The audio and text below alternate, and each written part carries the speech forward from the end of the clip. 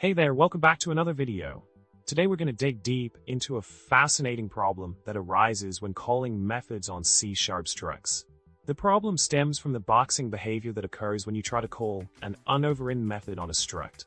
Ever wondered why this happens? Well, let's unravel this mystery together. Now, onto the solution to our problem. The key lies in understanding how the method object.ToString expects an instance of object as this.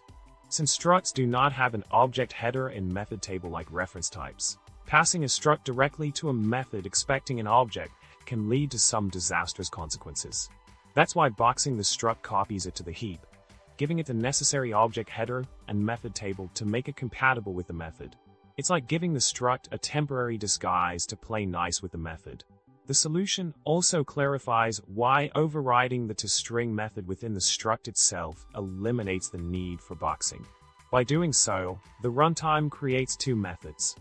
One that expects a pointer to the struct directly, and another func method that handles a box struct. This elegant workaround allows you to call ToString on a box struct seamlessly. Pretty neat, right? In summary, we've uncovered the intricacies behind why calling unoverridden methods on C# structs leads to boxing, and how overriding the method within the struct bypasses this boxing requirement. It's all about ensuring compatibility between structs and methods that expect objects. Well, that's all for today, folks. Remember to subscribe, like this video, and drop a comment below with your thoughts. Until next time, happy coding!